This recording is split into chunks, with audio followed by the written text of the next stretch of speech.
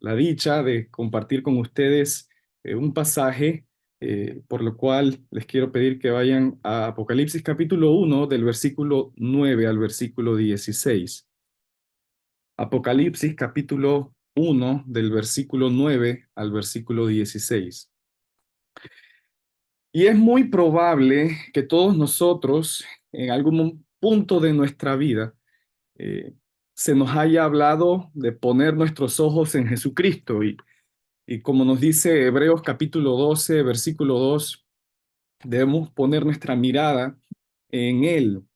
En realidad, la mayoría de las veces escuchamos eso como una frase que suena bien y una frase que suena espiritual, algo que es digno de que todo cristiano haga, poner sus ojos en Jesucristo.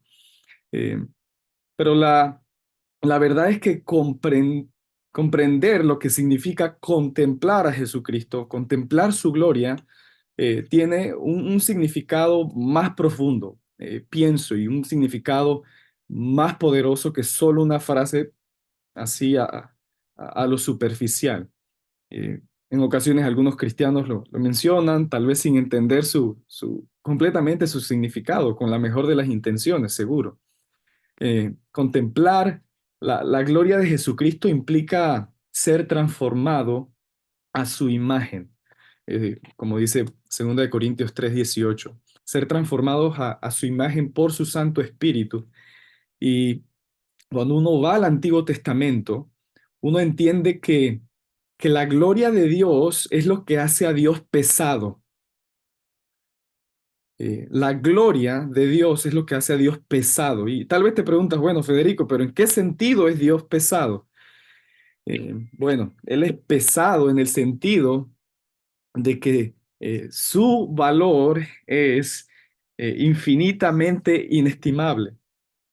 En la antigüedad el valor de las cosas se medía por su peso. De ahí la palabra gloria en hebreo, kavod, se usaba en un sentido físico para hablar acerca del valor o la importancia de un material, acerca del valor o la importancia de un contenido pesado, lo pesado de ese material o contenido. Pero así también en un sentido espiritual, kavod se refiere a la importancia, honor, respeto, eh, honorabilidad, a lo lleno de valor de algo. Y en ocasiones este valor eh, eh, pues puede pasarse por alto con la palabra gloria, pero entendiendo lo que significa, y especialmente en el contexto del Antiguo Testamento, lo que significa es importante para lo que nosotros vamos a estudiar en esta noche. Dios es el Dios en la Biblia, el Dios de Kavod. Dios es el rey de Kavod. Dios es el Dios de gloria. Él es el rey de gloria. Y cuando hablamos de la gloria de Dios, hablamos de aquello que hace a Dios pesado, indescriptiblemente, incalculablemente valioso, pesado, importante y lleno de valor. Y en ocasiones ese valor, ese honor, esa importancia infinita de Dios es tanto que se derrama, se manifiesta, brota a cántaros, emana en fuertes cantidades y eso se ve claramente a lo largo de las escrituras. Por ejemplo, eh, Dios se manifiesta y manifiesta su gloria en fuertes destellos de luz, un resplandor majestuoso que refleja la grandeza del Dios de Israel.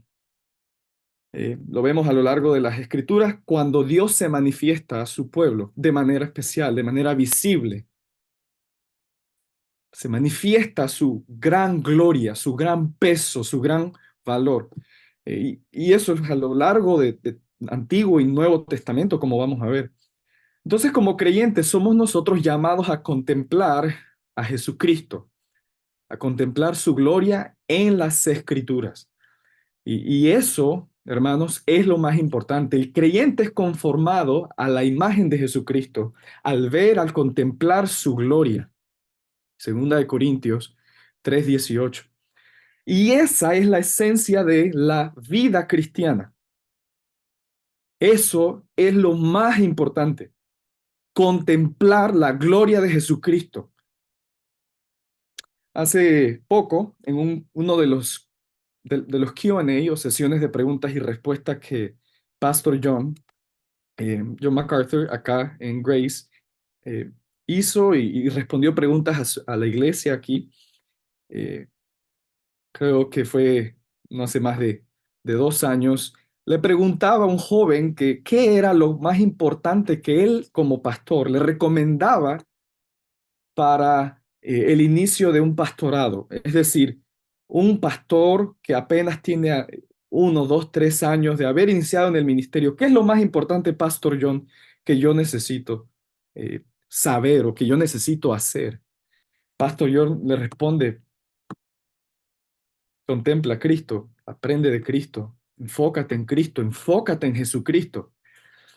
Eh, y creo que tantos años de ministerio, arriba de 50 años de ministerio de Pastor John, no es en vano que él lo dice. Así que, hermanos, dependiendo de si el creyente contempla a Cristo como se revela en las Escrituras, avanza o se estanca, una de dos.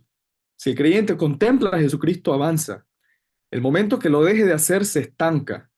Y ahí el creyente crece o se enreda en el pecado y es o sea, desencaminado y se desvía porque deja de ver, deja de contemplar el valor, el peso de Jesucristo en su propia vida. Eso es lo más importante, contemplar a Jesucristo tal como se nos revela en las Escrituras. Es lo más importante en la vida de todo hijo de Dios. En otras palabras, todo hijo de Dios debe contemplar al unigénito Hijo de Dios. Esa debe ser su tarea diaria. Y es por eso que el título de este mensaje es la ocupación más importante del cristiano. La ocupación más importante del cristiano. Entonces me toca hacerles esta pregunta. ¿Es Jesucristo importante para ti? ¿Es Él verdaderamente pesado en tu vida? De manera que tu vida gira en torno a Él, como la tierra gira alrededor del sol. ¿O acaso tu vida, tus deseos, tus prioridades, tus placeres giran alrededor tuyo y tú eres el centro de tu universo y de tu huerto de Edén y tú eres el sol y que el universo gire alrededor tuyo? Si yo te quitara, en otras palabras, si yo te quitara todo lo demás y te dejaría solo con Jesucristo, ¿qué me dirías? ¿Por qué me hiciste eso, Federico? O me dirías, ¿sabes, Federico? Lo tengo todo, porque todavía me queda Jesucristo. De hecho, Charles Spurgeon fue quien dijo, el hombre que ha obtenido a Cristo lo ha obtenido todo. Por eso, en esta tarde-noche, en Apocalipsis 1, del versículo 9 al 16, quiero que estudiemos a dos personajes en esta narrativa que te llevarán a considerar la grandeza de Jesucristo y tu propia bajeza. En esta tarde-noche, Apocalipsis 1, del 9 al 16, dos personajes de esta narrativa vamos a estudiar, que te llevarán a considerar la grandeza de la gloria de Jesucristo y tu propia bajeza. Leamos Apocalipsis 1, del 9 al 6. Yo, Juan, hermano de ustedes y compañero en la tribulación, en el reino y en la perseverancia en Jesús, me encontraba en la isla llamada Patmos por causa de la palabra de Dios y del testimonio de Jesús. Estaba yo en el Espíritu en el día del Señor y oí detrás de mí una gran voz como sonido de trompeta que decía, escribe en un libro lo que ves y envíalo a las 7 iglesias, a Éfeso, Esmirna, Pérgamo, Tiatira, Sardis, Filadelfia y la Odisea. Entonces me volví para ver de quién era la voz que hablaba conmigo. Y al volverme, vi 7 candelabros de oro. En medio de los candelabros vi a uno semejante al Hijo del Hombre, vestido con una túnica que le llegaba hasta los pies y ceñido por el pecho con un cinto de oro. Su cabeza y sus cabellos eran blancos como blanca lana, como la nieve. Sus ojos eran como una llama de fuego, sus pies se parecían al bronce bruñido cuando se le ha hecho refulgir en el horno, y su voz como el ruido de muchas aguas. En su mano derecha tenía 7 estrellas y de su boca salía una espada aguda de 2 filos. Su rostro era como el sol cuando brilla con toda su fuerza. Oremos, hermanos, para pedir la ayuda del Señor. Padre, gracias por este tiempo, por esta enseñanza. Por favor, ayuda a mis hermanos a ver brillar a Jesucristo, en Cristo Jesús. Amén. Bueno, hermanos, en Apocalipsis, especialmente los primeros capítulos, eh, pero en Apocalipsis, Cristo se revela con el propósito de reenfocar a su iglesia. En el momento en que la iglesia pierde su mirada del Señor, en ese instante, en ese momento va a ser desviada. Pierde su pureza, pierde su lealtad a su Redentor. Deja de mirar a aquel que siempre debió haberle sido fiel. Entonces la iglesia tiene el llamado de ver, contemplar a Jesucristo en toda su gloria, tal como se nos revela en su palabra.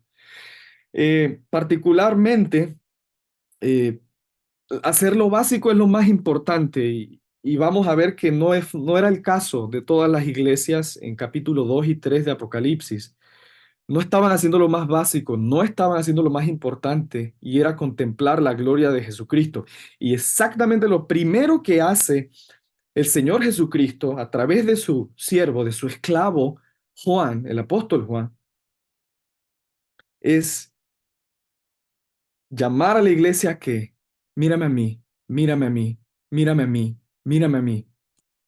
Estaba muy fácil, muy propensa a desenfocarse. Y en este punto de Apocalipsis, el apóstol Juan recibe esta revelación de Jesucristo cuando estas iglesias de Apocalipsis estaban eh, padeciendo bastante persecución bajo el emperador Domiciano. Así que llegamos a Apocalipsis y encontramos que las iglesias están padeciendo persecución, pero también están siendo rodeadas, están siendo asediadas, hay como un ejército de pecado interno que está amenazando a estas iglesias.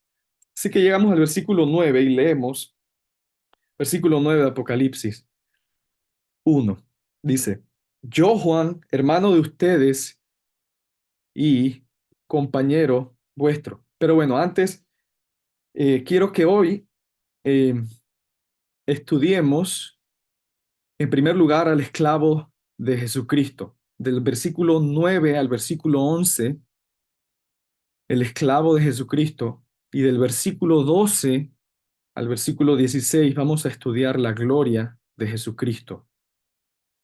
Versículo 9 al 11, esclavo de Jesucristo. Versículo 12 al 16, la gloria de Jesucristo. Versículo 9. Yo, Juan, hermano de ustedes, vamos a estudiar ahora el esclavo de Jesucristo. Y aquí se nos dice que es Juan.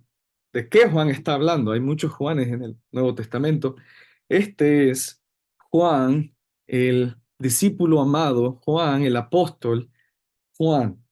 Eh, Él se identifica de una manera bien particular. Juan se identifica como el hermano de ustedes y compañero en la tribulación, en el reino y en la perseverancia en Jesús. Juan, un joven, muy joven, aquí estamos en el año, cerca del año 95 del primer siglo, y Juan había estado con el Señor hacía más de 50 años. Su ministerio terrenal, habiendo visto cara a cara, carne y hueso con el Señor Jesucristo, hacía más de 50 años, seguramente. Fue un testigo ministerial del Señor Jesucristo. Fue testigo de las obras que Dios hizo por medio suyo. O sea, él fue un apóstol. Él hizo señales, predicó a Jesucristo, fue un enviado directo de Jesucristo, plantó iglesias. Dicho sea de paso, es muy probablemente varias de estas iglesias, para no decir todas, de las iglesias que se desprenden de Éfeso ahí en Asia Menor, fueron plantadas por el apóstol Juan. Juan había sido muy cercano al Señor Jesucristo, estaba en el círculo cero del Señor Jesucristo junto con Jacobo, su hermano, y con Pedro. Juan mismo se recostó en el aposento alto sobre el pecho del Señor durante la última cena. Juan tenía mucha cercanía, fue el que entró, estuvo quemándose las pestañas, arriesgando su propia vida, estando cerca de su Salvador, cuando su Salvador, el Señor Jesucristo, estaba padeciendo. Se recuerdan, entró al patio del sumo sacerdote, fue el único de todos, el único de todos que estuvo al pie de la cruz. Y miren cómo se identifica después de tantos, tan grandes honores y de haber ministrado al Señor por tantos años y haber plantado tantas iglesias y haber testificado con milagros, prodigios y señales.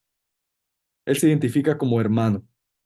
Juan se rebaja, baja de nivel, humilde, humilde. O sea, es el único apóstol vivo para esta fecha, pero él no se identifica como apóstol, ni como maestro, ni como anciano, como lo ha hecho antes. Se identifica como hermano. Eh, un ejemplo de humildad para nosotros. Y luego dice, compañero, en la tribulación, en el reino y en la perseverancia en Jesús. Juan conoce su lugar bajo, pero también Juan reconoce que él está padeciendo bajo el azote que está afligiendo a estas iglesias. Y la perseverancia es un tema importante en Apocalipsis. Éfeso está perseverando, Tiatira, Filadelfia, todas las iglesias lo están haciendo, están queriendo ser fieles al Cordero, un tema que se va a extender en Apocalipsis. Y Juan, así como las iglesias, están sufriendo persecución y Juan está ahora en este punto, cuando él escribe eh, Apocalipsis, él está exiliado y está exiliado en una isla. Eh, pero lo importante aquí que tenemos que ver es que él estaba dispuesto a dar su vida por su Señor. O sea, para Juan, su Señor tenía peso, su Señor valía. Y valía tanto que 50 años después él está como el último apóstol parado en pie en una isla muy solitaria, con muy pocos habitantes, gobernada por el imperio, solamente dedicada a aquellos que están siendo perseguidos, lejos de los seres queridos, lejos de las iglesias que plantó, lejos de todos los hermanos que tanto quería. Está sufriendo por su rey. Está sufriendo porque sabe el peso y la gloria de su rey que lo vale todo. Juan sabía quién era su Señor. No lo veía hace 50 años, pero pronto eso cambiaría para siempre. Versículo 9. Me encontraba en la isla llamada Patmos por causa de la palabra de Dios y del testimonio de Jesús. Patmos está ubicada en el mar Egeo, entre actual Grecia y actual Turquía. Ahí es una de muchas islas, en un archipiélago de islas, mejor dicho, es un archipiélago. Y era un sitio de exilio que una de dos personas iban, o la que iba a ser llevada ahí al exilio hasta la muerte, o la que iba a ser temporalmente exiliada. Parece, todo indica, padres de la historia de la iglesia, algunos comentaristas sugieren que él se encontraba ahí temporalmente. La tradición también dice que él no muere ahí, él muere en Éfeso. Así que es muy probablemente que él estaba padeciendo aquí, pero temporalmente. Y luego dice, estaba yo en el Espíritu en el día del Señor. Y aquí otro ejemplo de perseverancia. Él estaba en el Espíritu. Eh, él va a ser aquí eh, llevado, transportado a una visión. Eh, él va a ver una visión, está a punto de contemplar algo y él está diciéndonos que lo que va a contemplar no es físico, no es algo literalmente que está ahí en la isla, pero es en el espíritu. Y él está en comunión con el Señor para que el Señor le dé esta visión. Él está perseverando en oración, no sé, en el momento tal vez estaba orando de rodillas, de pie, no sabemos. Y es probable que era domingo porque dice que estaba en el día del Señor. Juan había plantado iglesias y les había enseñado a las iglesias que tenían que reunirse semanalmente en el día del Señor. Y aquí todo indica es domingo y va a oír algo. va a oír algo. Eh, Todo parece indicar, como digo, que esto es una visión, pero Juan va a oír algo antes de ver la visión. Dice, y oí detrás de mí, verso 10, y oí detrás de mí una gran voz, como sonido de trompeta. Una gran voz, una voz potente, un sonido muy, muy alto. Y no hay duda de que Juan, como buen judío, sabía cómo sonaba un shofar, una trompeta. Una, una trompeta suena duro, suena muy alto. Si han escuchado a alguien que suena a un shofar de cerca y que sabe hacerlo, pues va a sonar bien fuerte. No en vano era el instrumento para convocar ejércitos, masas y para convocar al pueblo entero. Así que sonaba fuerte, era una voz poderosa y llena de autoridad. Ahora, esta voz está a espaldas de Juan y Juan tiene que darse la vuelta. Y Juan escucha estas palabras, dice, verso 11, esta voz que decía, escribe en un libro lo que ves y envíalo a las 7 iglesias, a Éfeso, Esmirna, Pérgamo, Tiatira, Sardis, Filadelfia y la Odisea. Entonces, lo primero que Juan escucha de esta voz con autoridad y poder no es, hola Juan, tiempo sin verte, qué pena que estás. No, es un mandato. Escribe, escribe. Escribe en un libro lo que ves y envíalo a las 7 iglesias. Dios tiene un propósito para su iglesia y Juan, su amado siervo y su amado esclavo, le manda que escriba. Este es un mandato, haz esto. Y una forma muy particular de decirlo, con un sonido bien alto. Eh, no es lo mismo que me digan, Federico, por favor, haz esto, que me digan con dos parlantes aquí en mis oídos, Federico, haz esto. Voy a hacerlo inmediatamente. ¿Qué debía hacer Juan? ¿Qué debía escribir? Escribe en un libro lo que ves y envíalo a las 7 iglesias. Entonces, eh, Señor Jesucristo tenía el mensaje y el mensaje es este. Véanme a mí, vean mi poder, vean mi carácter, vean mi autoridad, véanme a mí, véanme a mí. ¿Y cuál es la implicación de este mandato? Bueno, que, que estas iglesias, así como Juan, estaban propensas a darles la espalda al Hijo del Hombre, al Señor Jesucristo. Juan no oye esta, o sea, no ve la visión y está inmediatamente enfrente suyo como tantos profetas en el Antiguo Testamento. Juan tiene que darse la vuelta. Y estas iglesias estaban propensas a estar en esa misma condición. Ellas tenían que darse la vuelta y mirar a Jesucristo.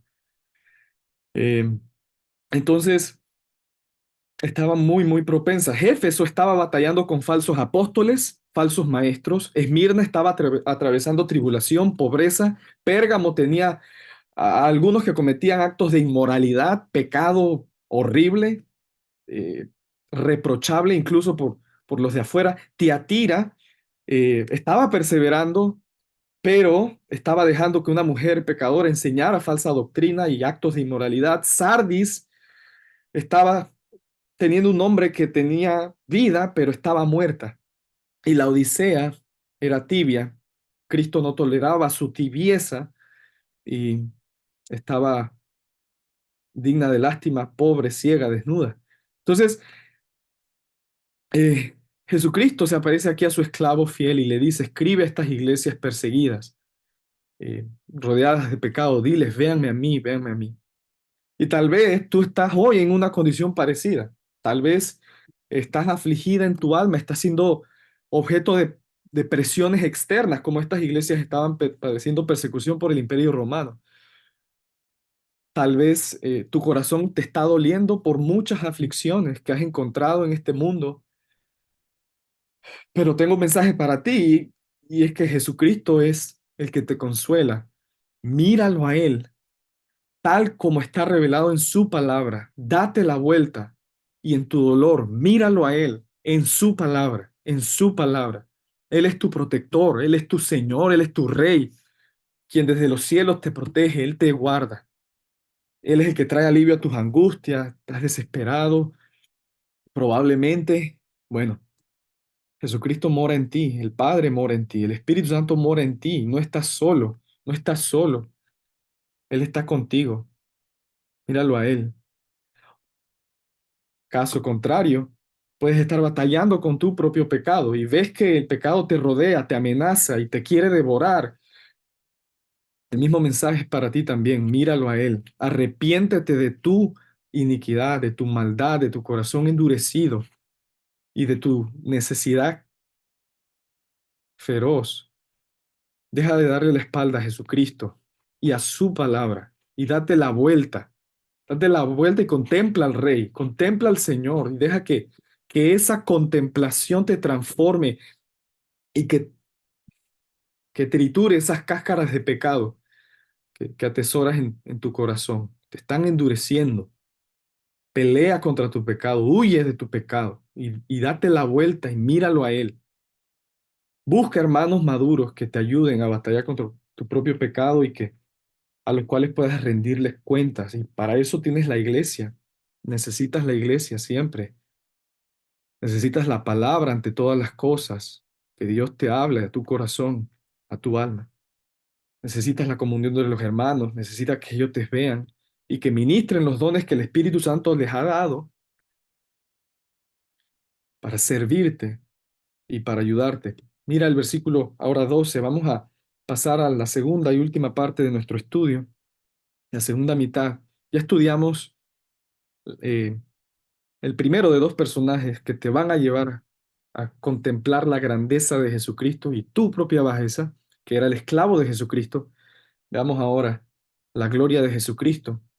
Versículos del 12 al 16. Verso 12. Entonces me volví para ver de quién era la voz que hablaba conmigo, y al volverme vi 7 candeleros de oro. Y luego dice el verso 13, en medio de los candeleros, los candelabros, vi a uno semejante al Hijo del Hombre. Entonces, lo primero que Juan hace, se da la vuelta, y lo primero que él ve es 7 candelabros de oro, son 7 lámparas, 7 vasas de oro, de aceite, eh, en las que a través de ese aceite estaba la lámpara arriba y alumbraba. Y ve 7 de esas. ¿Qué representan esas 7 vasas de aceite que están hechas de oro? ¿Qué representan? Bueno, el versículo 20 de Apocalipsis 1, versículo 20, nos dice que son las 7 iglesias. Y en medio de los candelabros, dice Juan, vi a uno semejante al Hijo del Hombre, al Hijo de Hombre. Entonces, el texto ya no se enfoca en Juan. Ahora vamos a ver al Señor de Juan, al Rey de Juan, Señor Jesucristo en una visión. Y lo primero que ve son esas 7 basas y en medio a el Hijo del Hombre. Estaba uno solo, uno solo, uno solo que es el Señor de todas esas iglesias, que es el Rey de todas esas iglesias. Y uno que es, dice, semejante al Hijo del Hombre.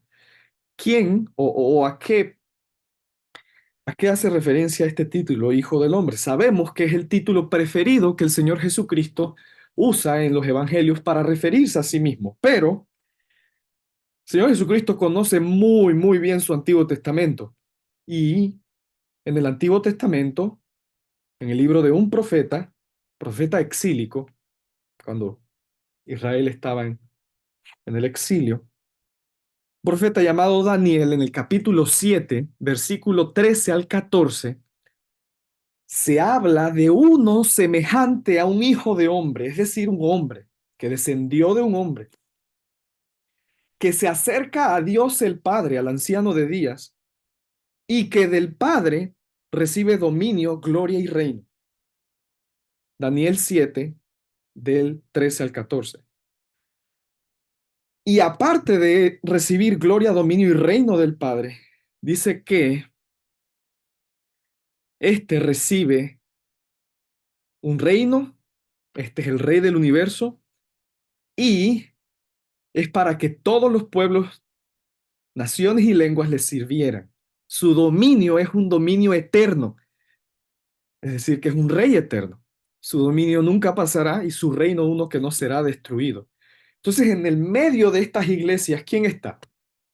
Está el rey, está el Señor y está muy, muy cerca de ellas. Está en la mitad, en el medio, muy cercano a ellas. Están ellas sometidas a él y no hay nadie más, solo él. Y eso es importante. Él es el Señor, señoreando soberanamente en la mitad de sus, en el medio de sus iglesias. Y él tiene un mensaje para ellas. Y este es su mensaje. Mírenme a mí, mírenme a mí, mírenme a mí.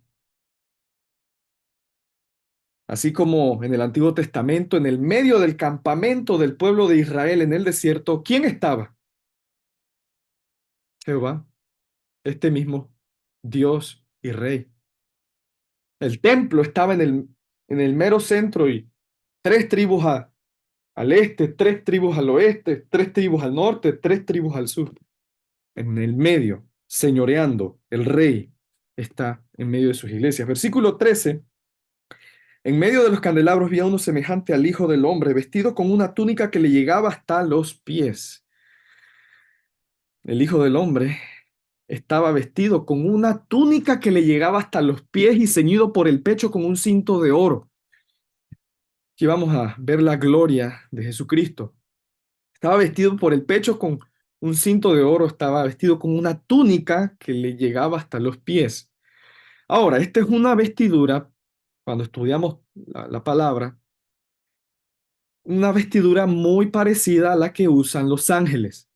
Daniel capítulo 10 versículo 5, Apocalipsis capítulo 15 versículo 6, en los evangelios, por ejemplo, el ángel que se aparece cuando Pedro, Juan eh, salen de la tumba vacía, María se queda, María ve a este hombre y nada más vean la vestidura y también va a ser semejante. Daniel capítulo 10 verso 5 habla de un arcángel, eh, yo interpreto que es Gabriel, eh, está, está usando una vestidura parecida. Apocalipsis 15:6 habla de otros ángeles con vestidura parecida.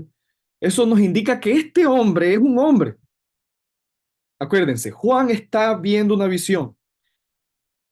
Y no es que Jesucristo bajó a la tierra por un momento. No, el Señor está en el cielo. La próxima vez que Él venga, viene por su iglesia. Pero Él ve al Hijo del Hombre y está vestido del cielo. Como si de alguna manera hubiera alguna especie de uniforme celestial. Este es un hombre, pero tiene ropa, vestiduras del cielo. Esto es lo mismo que el Señor Jesucristo dijo antes de morir, que Él resucitaría e iría siendo un hombre al Padre. Hay algunos de ustedes que eh, podría preguntarles qué opinan ustedes. Eh, ¿El Señor Jesucristo es un hombre o fue un hombre en la tierra y ya no es un hombre? Él es un hombre siempre para representar a su pueblo, a su raza, que son hombres. Fiel sumo sacerdote nos convenía que fuera semejante a aquellos que él iba a representar y de los cuales él iba a ser su cabeza. Nuestro Señor en el cielo tiene un cuerpo de hombre. Entonces, este es un hombre y es un hombre del cielo. Wow, ok. Y él está, sabemos, a la diestra del Padre, pero muy, muy presente en medio de sus iglesias. Versículo 14, su cabeza y sus cabellos eran blancos como la blanca lana, como la nieve. Ahora, si me acompañan a Daniel capítulo 7, Daniel capítulo 7.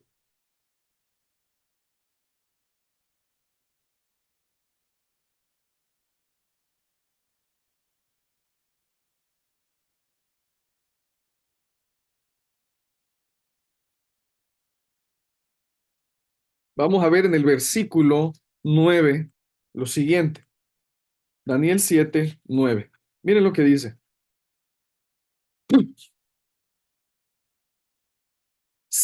Vamos a leer desde el verso 9. Seguí mirando, este es Daniel, hasta que se establecieron tronos y el anciano de días se sentó, Dios el Padre. Su vestidura era blanca como la nieve. Miren las palabras y la semejanza de el fraseo. Su vestidura era blanca como la nieve y el cabello de su cabeza como lana pura. ¿Y qué vemos en Apocalipsis 1:14? Su cabeza y sus cabellos eran blancos como blanca lana, como la nieve. Blanca, lana, blanca, nieve. Entonces vemos que en Daniel 7, versículo 9, el anciano de días, el cabello de su cabeza era blanco, hablando de su eternidad. Un comentarista de apellido Schreiner dice que habla acerca de su eternidad. Pero luego llegamos a Apocalipsis 1:14 y vemos que el Hijo del Hombre tiene la misma característica. El cabello de su cabeza era blanco como blanca lana, como la nieve. Él es eterno. Sabemos que Él es eterno porque también Daniel 7, como ya se los dije, Daniel 7 dice que este es un rey que recibe de Dios el Padre el reino del universo. Él es el heredero del universo, todo es suyo y que su reino no tendrá fin. Entonces para ser un rey de un reino que no tiene fin, él no tiene que tener fin. Él es eterno. Y eso creo que también nos ayuda a entender de qué se trata la vida. A ver, la vida no se trata de ti. Dije al principio, nuestra vida no da vueltas alrededor nuestro. Nuestra vida no se trata de nosotros, no somos el protagonista. Pero aquí estamos viendo al protagonista. Todo es de él, todo es para él y todo es por medio de él. Hebreos capítulo 1, versículo 3 nos dice una verdad que creo que nos va a ayudar a tener un buen lugar en esta tierra, nosotros. Dice, Él, Cristo, Hebreos 1:3, es el resplandor de su gloria y la expresión exacta de su naturaleza y sostiene todas las cosas por la palabra de su poder. Ahora vean el verso 2. En estos últimos días nos ha hablado por su Hijo, a quien constituyó heredero de todas las cosas, por medio de quien así también hizo el universo. Él es el heredero. Él es el rey que va a recibir del Padre reino, gloria, poder. La vida no se trata de nosotros. Entiende tu lugar en esta tierra. El mundo no se trata de ti, el mundo se trata de Jesucristo. Él es el rey y él va a volver. Ahora, regresamos a Apocalipsis 1:14. Dice, comienza a describir el rostro, ya describió su cabeza, sus cabellos y su vestido. Ahora va a ver el rostro, ahora pone los ojos, hizo contacto visual, ojo con el Hijo del Hombre. Y dice, esta es una visión, recuerda. Y dice, versículo 14, su cabeza y sus cabellos, perdón, sus ojos eran como llama de fuego. Y esto habla acerca de que Cristo ve todo. Él lo ve todo. Para él lo mismo es ver sin luz que con luz. Todo está descubierto, todo está abierto delante. Él lo ve todo, de todas sus iglesias, todas. Lo ve todo, de arriba abajo, de la coronilla a la planta de los pies. Conoce todo, cada corazón, todo. El parecido de sus ojos hacer llamas de fuego, como llamas de fuego, como llamas de fuego. No es que eran llamas literales, eran como llamas de fuego. Dice que habla de juicio, o al menos, sí, bueno, es un símbolo de juicio y él está por purificar a su iglesia. purificarla, no la va a condenar, Él va a purificar a su iglesia. Pero sí va a condenar a aquellos que no son salvos en sus iglesias y aquellos que andan haciendo perversidades como los ven en el capítulo 2 y 3 en sus iglesias. Y miren lo que dice allí en el versículo 15. Esto va de la mano con la descripción de los ojos. Sus pies se parecían al bronce bruñido cuando se le ha hecho refulgir en el horno, y su voz como el ruido de muchas aguas. Vamos a, a tomar la descripción de los ojos del Señor como llamas de fuego, que ven todo y está preparado para purificar a su amada iglesia.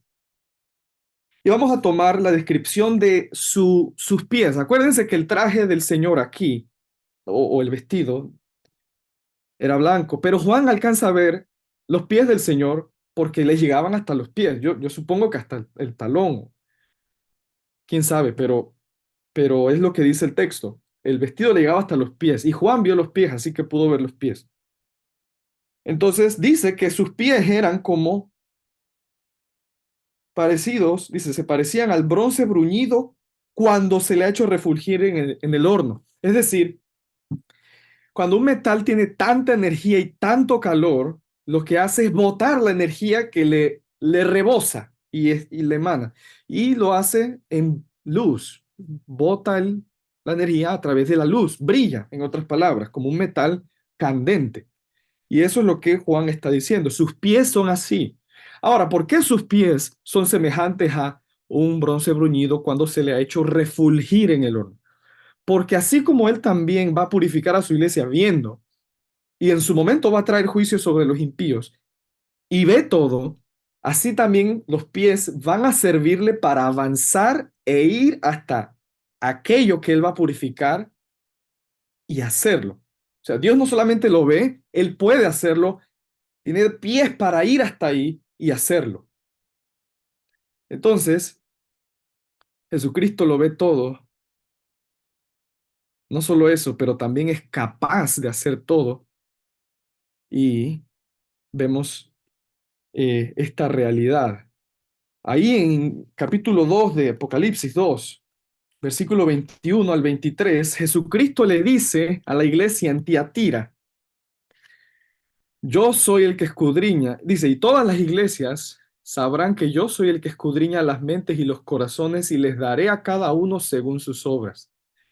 O sea, Él sabe todo, pero también va a dar todo lo que su iglesia necesita para ser purificada. Entonces, podemos nosotros en ocasiones ser tontos, pensando que podemos llegar a ocultar algo de Dios o que podemos pensar de que Dios no escucha nuestra voz interna y de nuestro corazón cuando hablamos, pensamos o actuamos, pero Dios lo ve todo. Y eso nos anima a nosotros a confesar nuestro pecado delante de nuestro Señor. Confiesa tus pecados todo el tiempo. No, Federico, pero es que yo confieso mis pecados a cada rato, o al menos los sé, los conozco. No, tienes que confesarlo. Ora,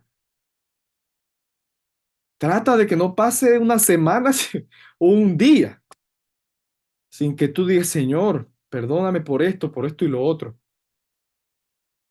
Juan, capítulo 1, primera de Juan, perdón, capítulo 1, verso del 8 al 10 nos anima a hacer esto. Así que verso 15. Versículo 15. Sus pies se parecían al bronce bruñido cuando se le ha hecho refulgir en el horno, y su voz como el estruendo de muchas aguas. Ahora, aquí el estruendo de muchas aguas, yo hice un ejercicio corto en preparación para preparar este mensaje, eh, y me puse a escuchar la grabación que unos surfistas profesionales hicieron de el lugar en donde se elevan las olas y el mar está, o sea, se elevan las olas más grandes del mundo para los surfistas, para que ellos surfen. Y es aterrorizante. Me puse los audífonos, nada más para saber cómo se escuchaba, y lo puse al volumen propio. Y creo que la mejor descripción es que infunde temor, autoridad y poder. O sea, eh, dicho sea de paso, el lugar es Portugal, una playa que se llama Nazaret o una costa. Ahí fue donde escuché esto y el sonido del mar y la braveza del mar es tan fuerte que infunde temor y quieres huir a la costa. Y así es la voz del Señor aquí. Es como sonido de muchas aguas, estruendo de muchas aguas, poderosa. La voz del Señor es autoritativa, infunde reverencia. Si quieres saber más de la voz del Señor, visita el Salmo 29 y es una exposición de la voz de Dios. Si quieres saber el poder de Dios tronante a través de su voz, lee el Salmo 29, te va a dar quizás no escalofríos, pero casi, casi, seguro. Así que esta es una voz autoritativa. Verso 16. En su mano derecha tenía siete estrellas. Siete estrellas. ¿Qué se refiere a esto? Bueno, habla del control y del poder soberano que Jesucristo tiene todo el tiempo sobre cada una de sus iglesias. Este glorioso Señor que tenía que mirar cada una de sus iglesias, tenía que entender que Él era soberano sobre ellas. Ahora, ¿cuáles son estas siete estrellas de las que habla el Hijo del Hombre? Versículo 20, vamos a leer el versículo 20 para poder entender qué son las siete estrellas. Es muy simple. Verso 20, Apocalipsis 1:20. En cuanto al misterio de las siete estrellas que viste en mi mano derecha y de los siete candelabros de oro, miren lo que dice. Las siete estrellas son los ángeles de las siete iglesias y los siete candelabros son las siete iglesias. Ahora, la palabra ángeles aquí en el versículo 20, para decir que son las siete estrellas, no habla de ángeles como seres celestiales, sino son hombres que son mensajeros. Algunos dicen que probablemente ocupaban algún lugar de autoridad en las iglesias, pero eran mensajeros que llegaban hasta la isla de Patmos y con los cuales Juan podía extenderles estas cartas a estas iglesias o estos mensajes. Son hombres y Dios tiene control de cada uno de ellos. Esto otra vez habla de su poder, autoridad, control soberano. Seguimos leyendo versículo 16. Y de su boca salió una espada aguda de dos filos, su rostro era como el sol. Pero primero dice, de su boca salió una espada aguda de dos filos. Aquí la espada representa visualmente la palabra de Dios. Ahora, es interesante de que en el versículo 17, no lo vamos a estudiar, eso viene después de nuestro pasaje, pero en el versículo 17 Juan reacciona a esta visión. ¿Y saben qué hizo? Juan se desmayó. Juan literalmente se desmayó. Y se desmayó, no me sorprende porque digo, vea un hombre glorioso, lleno de gloria, de esplendor. O sea, está vestido con ropa del cielo, sus ojos son como llama de fuego, su cabello es blanco y como blanca lana, súper blanco. Sus pies brillan y son semejantes al bronce cuando está candente. O sea, está escuchando una voz tronante y ve una espada salir de su boca. O sea, Juan se desmayó. Juan se desmayó en el versículo 17. Pero la espada, ¿qué representa? Bueno, representa el instrumento que Dios va a utilizar para traer purificación a su iglesia, especialmente en su juicio contra los falsos maestros que no se querían arrepentir, como dice la iglesia, como le dice a la iglesia en Pérgamo, en Apocalipsis 2:16. Dice Apocalipsis 2:16, por tanto arrepiéntete, si no vendré pronto y pelearé contra ellos, los falsos maestros, con la espada de mi boca. Así que Dios iba a traer purificación a su iglesia por medio de su palabra. Y es lo mismo para contigo. ¿Quieres preguntarte, Federico, cómo puedo eh, crecer en santidad? ¿Cómo puedo batallar contra mi pecado? Todos los días tienes que agarrar este libro en la mañana y comerlo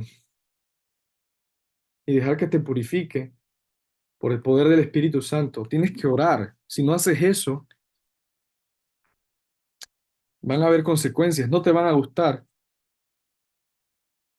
pero en especial hazlo porque Cristo pesa, que Él es importante y valioso. Bueno, seguimos leyendo y bueno, pero antes de decir lo último, eh, a Dios le importa tu vida. No, no, no quiero que te confundas. Dios le importa tu santificación. Él dijo, yo soy santo porque sean santos, sed santos porque yo soy santo, dice el Señor. Y si tú crees en Jesucristo, estás unido a Él y Dios está santificándote para que seas como su Hijo amado. Va a llegar el día en que Dios va a arrancar de raíz tu pecado, te va a perfeccionar, pero mientras estás en este cuerpo necesitas crecer en santificación, así que debes apartarte de tu pecado. Finalmente, verso 16, su rostro era como el sol cuando brilla con toda su fuerza. Yo creo que de todas las descripciones esta es la que más me impele o tal vez más me muestra la gloria del Señor, especialmente porque brillar en el Antiguo Testamento literalmente se usa la palabra gloria para describir que Él brilla. El rostro del Señor aquí está brillando intensamente, un brillo intolerable, enceguecedor, y Juan está viendo y el rostro, o sea, es un brillo intolerable. ¿Y a qué pasaje adicional han visto ustedes el rostro del Señor Jesucristo brillar? Lo han visto en Mateo, capítulo 17, versículo 2, cuando está en la transfiguración, el Señor Jesucristo se transfigura delante de su círculo cero. Juan Jacobo y Juan estaba ahí. O sea, Juan lo vio 50 años antes, esto mismo, eh, en un monte. Y ahora lo vuelve a ver. Él sabe quién es el que está viendo. Ahora, ¿quién es en el Antiguo Testamento? ¿Quién es el que, aquel cuyo rostro brilla? Es Dios, es Dios. Tal vez se recordarán de aquella oración sacerdotal de Números 6, 24 al 25. El Señor te bendiga y te guarde. Luego, ¿qué dice? El Señor haga resplandecer su rostro sobre ti y tenga de ti misericordia. Como si el Señor fuera un poderoso gigante que es el que alumbra a su pueblo con su favor y su misericordia. El Señor alce su rostro, dice Números, y te dé, perdón, y te dé paz. Su rostro, el rostro de Jehová, brilla. El rostro de Cristo brilla. Fue Isaías quien vio al rey en un trono alto y sublime. Capítulo 6 de la profecía de Isaías, versículo 1 y 2. Hay unas criaturas celestes volando por encima del trono del Rey Jehová de los ejércitos, que es Jesucristo, y lo sabemos porque Juan mismo en su evangelio lo dice. Y arriba estaban estas criaturas celestes volando sobre el trono, y ellas están cantando, Santo, Santo, Santo, están clamando. Pero tienen 6 alas, tienen dos, con dos vuelan, con dos cubren su vergüenza, sus pies, con dos cubren sus rostros, causa de la gloria, del esplendor, del brillo del Rey. Ámalo. Quiero darles para finalizar un resumen de aplicaciones. En tiempos de aflicción, número 1. En tiempos de aflicción, refúgiate en el Señor. Corre a Él primero que nadie más. Sí, está bien, corre hermanos, habla con hermanos pidiendo consejo, etcétera, pero ten la actitud. Me pasó esto, lo otro, se lo voy a decir al Señor. Refúgiate en Él en tiempos de aflicción. Número 2, ante tu pecado, teme al Señor. ¿Quién ve tu pecado? Es Él. No lo ocultes. Declárale. Guerra tu pecado pidiendo ayuda al ejército que tienes a tu disposición, eh, pidiendo la ayuda al Señor. Cualquiera que sea tu pecado, pídele al Señor que te ayude. Encuentra respaldo en otros creyentes que sean maduros para que te ayuden en esta lucha. Contempla a Jesucristo. Conócelo más a Él. Número 3 es esa. Contempla a Jesucristo, conócelo más a Él, más a través de las páginas de la Escritura.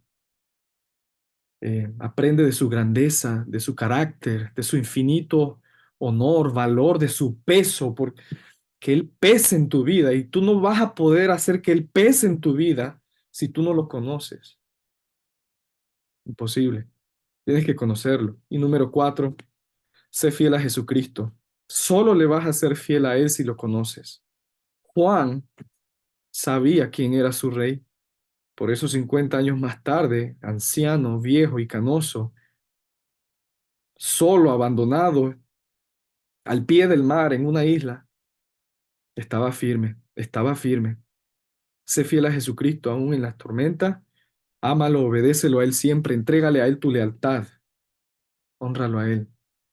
Finalmente, quiero cerrar con las palabras de uno de los padres de la iglesia, Policarpo, quien ante la presión de que negara a Cristo por parte del Imperio Romano, estaba presionando a que negara a Cristo y que confesara que César, el emperador, era el Señor. Policarpo obviamente no lo iba a hacer y no lo hizo. Él le respondió esto a aquel que lo forzaba. 86 años, dice Policarpo, 86 años le he servido a él y nunca me ha hecho daño. ¿Cómo entonces yo podré blasfemar a mi rey y mi Señor y Salvador? ¿Qué les parece, hermanos, si oramos? Gracias, Padre, por tu palabra. Gracias por mis hermanos amados en IBCC, por la bendición que son ellos en tu cuerpo, el cuerpo de Jesucristo. Gracias por tu palabra.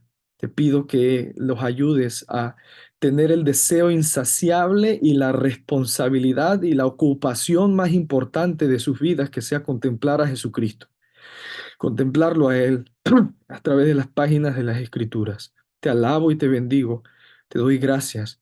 Con tu Espíritu Santo, ayúdalos para que tú, eh, por medio de tu Espíritu, les ilumines, para que vean las glorias de Jesucristo en tu palabra. En nombre de Jesús te damos gracias. Amén.